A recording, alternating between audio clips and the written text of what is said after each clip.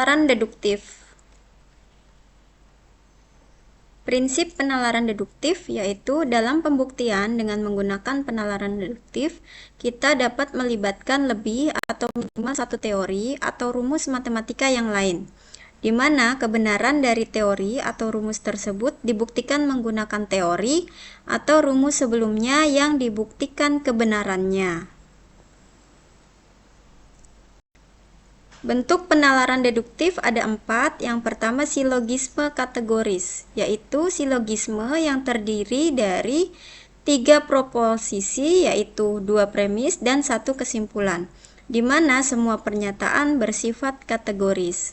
Yang kedua silogisme hipotesis, silogisme yang terdiri atas premis mayor yang berupa pernyataan bersyarat atau hipotesis, biasanya ditandai dengan jika maka dan premis minornya berupa pernyataan kategoris yang mengkonfirmasi atau menolak pernyataan dari premis mayornya. Kemudian bentuk yang ketiga silogisme disjungtif, yaitu silogisme yang menarik kesimpulan dari 2 pilihan, di mana salah satunya harus benar. Yang terakhir entimen. Entimen adalah silogisme yang tidak mempunyai premis mayor, karena premis mayor itu sudah diketahui secara umum. Yang dikemukakan hanya premis minor dan simpulan. Bentuk penalaran deduktif yang lain juga ada 3. Yang pertama modus ponen, kedua modus tollens, dan yang ketiga silogisme. Modus ponen yaitu ditandai dengan keberadaan 2 premis. Sedangkan modus tollens menggunakan 2 premis seperti modus ponens, namun premis keduanya adalah bentuk negasinya, sehingga kesimpulannya juga berada dalam bentuk negasi. Bentuk yang ketiga silogisme adalah suatu proses penarikan kesimpulan secara deduktif. Silogisme disusun dari 2 proposisi, di mana pernyataan premis mayor dan premis minor, dan sebuah konklusi atau kesimpulan.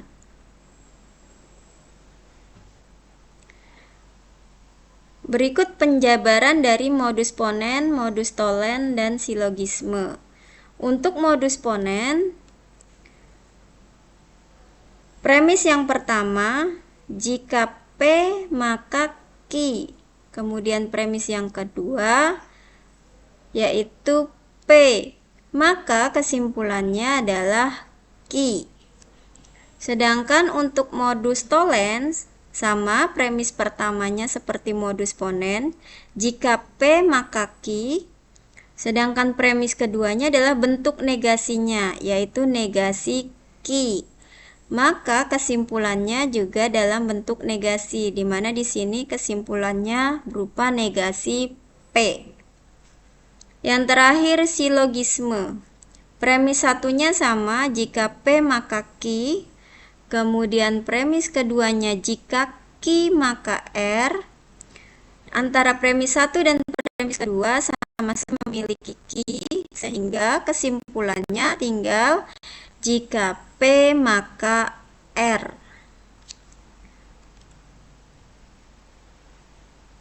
Nah, berikut contoh dari penalaran deduktif.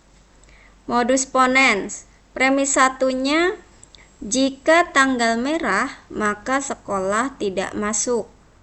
Premis keduanya, hari ini tanggal merah. Maka kesimpulannya, hari ini sekolah tidak masuk. Jika diuraikan dari persamaan sebelumnya, jika tanggal merah ini adalah pernyataan P. Jika P, maka sekolah tidak masuk sebagai Q.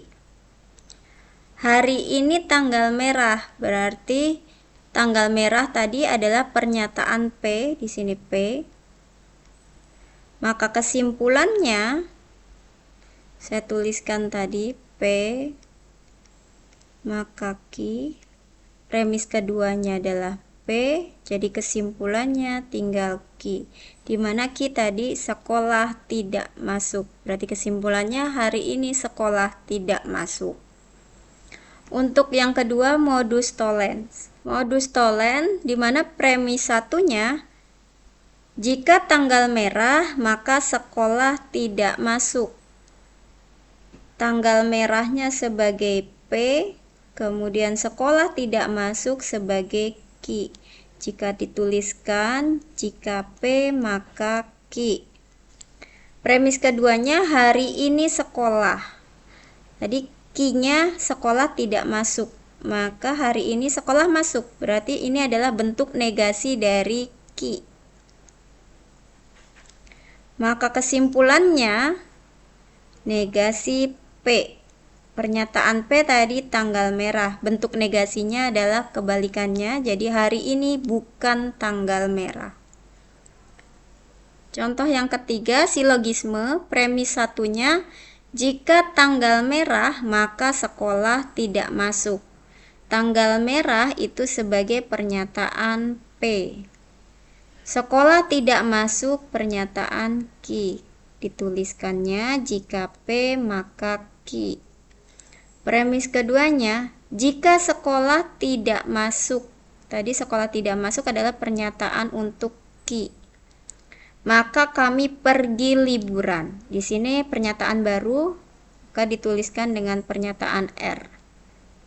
Jika Q maka R. Sudah dari premis 1 dan premis 2 sudah sama-sama memiliki persamaan Q, sehingga kesimpulannya adalah tinggal jika P maka R. P-nya tadi pernyataannya tanggal merah. Maka jika tanggal merah, R-nya kami pergi liburan. Jadi kesimpulannya diperoleh jika tanggal merah, maka kami pergi liburan.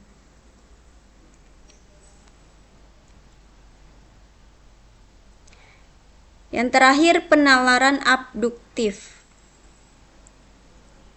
Prinsip penalaran abduktif yaitu dalam penalaran abduktif kita memulai dengan pengamatan atau bukti yang tersedia.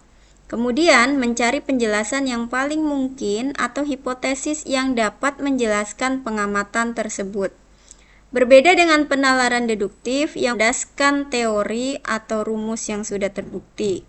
Penalaran abduktif lebih fokus pada menemukan kemungkinan penjelasan yang paling masuk akal berdasarkan informasi yang ada. Proses penalaran abduktif. Yang pertama, prosesnya pengamatan, yaitu kita mulai dengan mengamati suatu fenomena atau kejadian.